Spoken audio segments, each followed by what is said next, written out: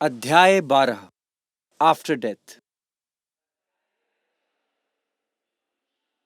गुरुवार 20 दिसंबर को लगभग 3 बजे जब मैं अपने गिटार क्लास में था, मुझे एक अनजान नंबर से कॉल आया। 2 रिंग के बाद मैंने कॉल उठाया। हेलो, उसने कहा। हाँ, कौन? मैंने पूछा। हाय, मैं करण मेहरा, राजपूत होटल का मैनेजर बोल रहा हूँ। मुझे आपका नंबर मेरे एक दोस्त से मिला जो दैनिक समाचार में है। हाँ, तो आप क्या चाहते हैं? मैंने पूछा। असल में हम न्यू ईयर ईव के लिए प्लान कर रहे थे और हम चाहते थे कि आपका बैंड हमारे होटल में परफॉर्म करे। हमारा बैंड? मैंने हैरान होकर पूछा। ओह, हाँ हाँ हाँ। मुझे पहले अपने बैंड के सदस्यों से पूछना होगा और फिर मैं आपको बताता हूँ, मैंने जवाब दिया। हमने वो शो एड्स डे के लिए किया था क्योंकि मैं इसे करना चाहता था। हमने कभी इसे एक बैंड के रूप में नहीं सोचा था। मैंने उसी समय मानव को फोन किया। उसने नहीं उठाया। फिर मैंने अमित को फोन किया। कॉलेज के बाद हम सब मिले। मैंने उन्हें पूरी बात बताई। राजपूत होटल शहर का एकमात्र 4 सितारा होटल था और उन्होंने हमें एक ऐसा प्रस्ताव दिया था जिसे हम मना नहीं कर सकते थे। मानव और विशाल इसे करने के लिए तैयार थे, लेकिन अमित को यकीन नहीं था। वो एक बैंड बनाने के पक्ष में नहीं था। मानव के कई दार्शनिक वन लाइनर्स के बाद अमित ने हाँ कह दिया। अमित को लड़कियों में दिलचस्पी थी, यही वजह थी कि वो ग्रुप में था। लेकिन अब तो वो पैसों के लिए ये करने वाला था, जो कि एक बुरा सौदा नहीं था। मैंने मिस्टर करण को वापस फोन किया और हाँ कह दिया। तो हमने अपने ग्रुप को एक बैंड में बदल दिया और उसका नाम आफ्टर डेथ रखा, जो मानव का सुझाव था। मैंने यह खबर काजल को दी। वो बैंड के लिए बहुत खुश थी। अगले दिन हमने आधिकारिक तौर पर अपने बैंड की घोषणा की। हम सभी ने ऑर्कुट पर भी अपडेट डाल दिया। उस समय तक फेसबुक हमारे बीच इतना लोकप्रिय नहीं था। हमें 31 दिसंबर से पहले कम से कम 4 ओरिजिनल गाने बनाने थे। हमें किसी ऐसे व्यक्ति की जरूरत थी जो कीबोर्ड बजा सके और हमारे साथ जुड़ सके। तो मानव के एक और दोस्त ने उस जगह को भर दिया। हमने इसके लिए बहुत मेहनत की। मुझे पूरा यकीन था कि मैं इसे अपना करियर बनाऊंगा। अक्की के पास पढ़ाई और नौकरी ढूंढने के अलावा कोई और विकल्प नहीं था। मानव हमेशा जो कुछ भी उसके पास था उसी में खुश था। हमारे माता पिता को कुछ भी पता नहीं था। तरुण शर्मा को लगा कि यह एक पागलपन है, लेकिन काजल ने मेरा समर्थन किया। हमने अपनी 4 रचनाएं पूरी कर ली थीं। 4 गाने मैंने लिखे थे। 3 रोमांटिक गाने थे और एक मोटिवेशनल। पहला सजनी, दूसरा जाने मन, तीसरा मोरा पिया सताए रातों में और चौथा चीर आसमां को। 31 दिसंबर 2007, परफॉर्मेंस का दिन। हम सब मेरे घर पर इकट्ठा हुए। इस बार मेरी दीदी को परफॉर्मेंस के बारे में सब कुछ पता था। वो चाहती थीं कि मैं नए साल की पार्टी उनके साथ मनाऊं, लेकिन ये मुमकिन नहीं था। शाम 7 बजे एक सफेद रंग की स्कॉर्पियो हमें लेने मेरे घर पहुंची। हमने अपना सेटअप रात 9 बजे तक पूरा कर लिया और 2:30 बजे पैकअप किया। यह हमारे लिए एक शानदार अनुभव था। दर्शकों ने इसका लुत्फ उठाया। मैनेजर ने प्रोग्राम के ठीक बाद हमें नगद में पैसे दिए। उसने सभी बैंड के सदस्यों को फास्ट ट्रैक की घड़ियां भी गिफ्ट की। ये हम सब के लिए एक बड़ा दिन था। मैनेजर ने हमें भविष्य में और भी शो देने का वादा किया। अगले दिन मैं काजल के साथ लंच पर गया। मैंने उसे नहीं बताया कि मैंने मैथ्स के बजाय आर्ट्स ले ली है। मुझे पता था कि वो ये नहीं सुनना चाहती थी। ये जनवरी का मिड था। मैंने आर्ट्स की किताबें खरीदी। अक्की ने पढ़ना शुरू कर दिया। 26 जनवरी को उसका थिएटर ग्रुप जिस लाहौर न वेख्या वो जमिया नहीं नाम का एक नाटक पेश करने वाला था। मेरे पास पढ़ने के लिए ज़्यादा कुछ नहीं था, तो मैंने अपना समय गिटार ट्यूशन, गिटार की प्रैक्टिस करने और मानव और काजल के साथ भोपाल घूमने में बिताया।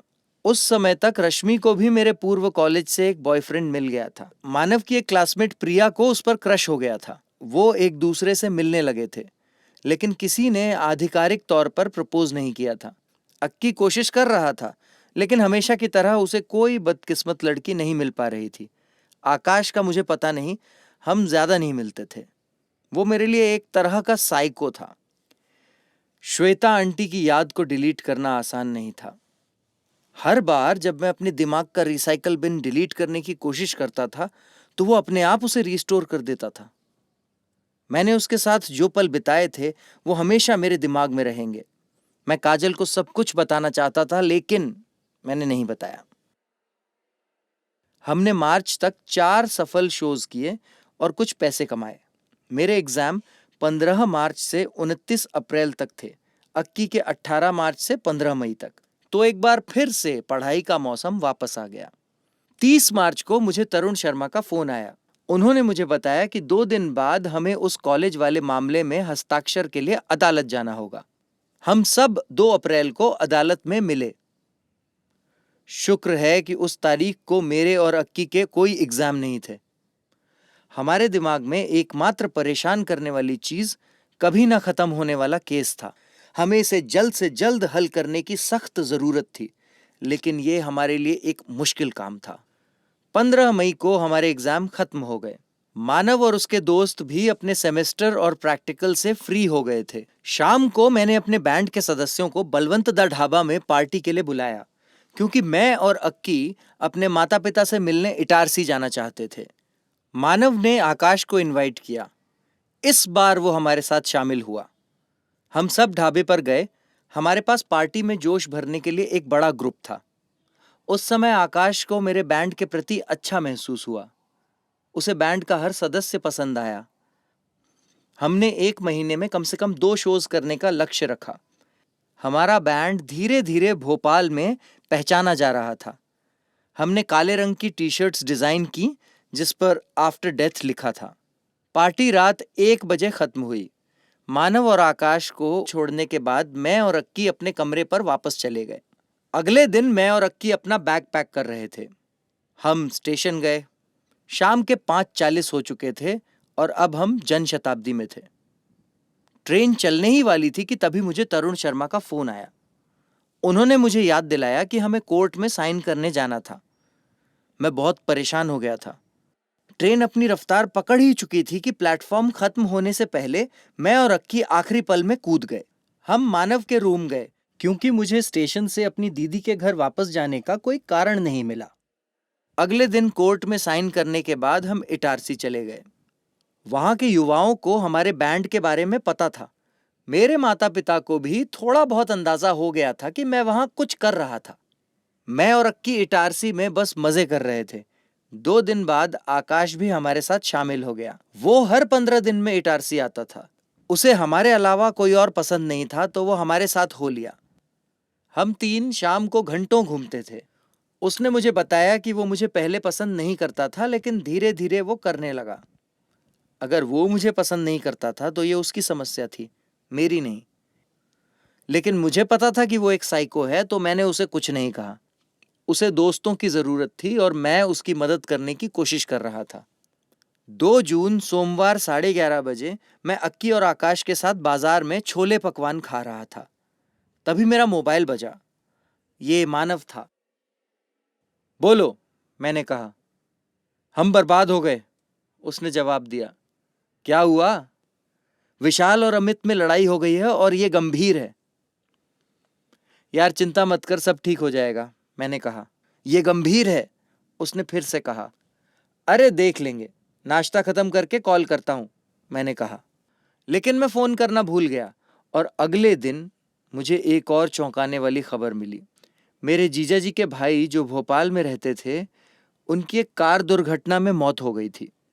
जीजा जी के भाई इतने अमीर नहीं थे, तो मेरे जीजा जी ने उनके पूरे परिवार की जिम्मेदारी ले ली थी। मेरी दीदी ने मुझे फोन करके बताया कि मुझे वापस आना है। मैंने अक्की को फोन किया और अगले दिन मैं और अक्की भोपाल गए। मैं अपनी दीदी पर बोझ नहीं डालना चाहता था, तो मैंने अपनी दीदी के घर से जाने का फैसला किया। मेरे पिताजी को मेरे फैसले से कोई आपत्ति नहीं थी, लेकिन मेरे जीजाजी और दीदी मुझे जाने नहीं दे रहे थे। मेरे लिए ये मुश्किल था, लेकिन मैंने एक फ्लैट ढूंढना शुरू कर दिया। मैंने मानव को फोन करके फ्लैट ढूंढने में मेरी मदद करने को कहा, लेकिन वो भी अपना कमरा बदलना चाहता था, तो अब हमें एक साथ रहने का मौका मिल गया था। हमने कमरा ढूंढना शुरू किया और एक को फाइनल कर दिया। 2 दिन बाद हम वहां चले गए। अब हमें पैसे कमाने के लिए शोज करने की जरूरत थी। अपनी दीदी के घर से जाने के बाद हमें और भी पैसों की ज़रूरत थी। हम अच्छे रेस्टोरेंट्स में खाते थे, जिसके लिए भी पैसे चाहिए होते थे। एक हफ्ता बीत गया। मैंने सभी बैंड के सदस्यों को एक मीटिंग के लिए बुलाया, लेकिन चीज़ें थोड़ी खराब हो चुकी थीं। विशाल और अमित ने बात करना शुरू नहीं किया था और अनुराग अमित का अच्छा दोस्त था और वो इसमें शामिल नहीं होना चाहता था। उसने कहा कि वो तभी बैंड में रहेगा जब वो अपनी लड़ाई खत्म करेंगे। मानव की मदद से मैं सभी बैंड के सदस्यों को अपने घर पर इकट्ठा करने में कामयाब रहा। मीटिंग 2 घंटे तक चली, लेकिन कोई निष्कर्ष नहीं निकला। पूरी बात और भी बदतर हो गई। मानव, अक्की और मैंने सबको शांत करने की कोशिश की, लेकिन कुछ काम नहीं आया। मैंने उन्हें मामला सुलझाने के लिए 1 हफ्ते का समय दिया। मैं काफी तनाव में था। अक्की की मां ने उसे फोन करके बताया कि उसके पिताजी उत्तर प्रदेश में हैं और इस बार वापस नहीं आने वाले हैं। यह जानकारी कोई खास नहीं थी। जो जानकारी खास थी वो ये थी कि उसकी मां हर महीने पैसे नहीं भेज पाएगी। यह हमारे लिए एक अजीब स्थिति थी, लेकिन हमारे पास पैसों के लिए हमारा बैंड था, जो हमारी एकमात्र उम्मीद थी। ये 7वां दिन था। किसी ने मुझे फोन नहीं किया। 8वें दिन की शाम को मुझे अनुराग का फोन आया। वो मुझसे मिलना चाहता था। मैं मानव और अक्की के साथ इंद्रपुरी गया। अनुराग ने कहा, क्योंकि कोई निष्कर्ष नहीं निकल पा रहा है तो मैं बैंड छोड़ रहा हूं। मुझे विश्वास नहीं हुआ कि वो ये कह रहा था। उसके लिए छोड़ना आसान हो सकता था, लेकिन मेरे लिए नहीं। मैंने अमित और विशाल को भी इंद्रपुरी में मिलने के लिए बुलाया। 1 घंटे की लंबी बहस के बाद जो नतीजा सामने आया वो ये था कि हमारा बैंड आफ्टर डेथ मर चुका था। बहस करने के लिए कुछ नहीं बचा था। मेरे लिए ये एक अजीब स्थिति थी। मैं इसे स्वीकार करने के लिए तैयार नहीं था। मैं पूरी तरह से बर्बाद हो चुका था।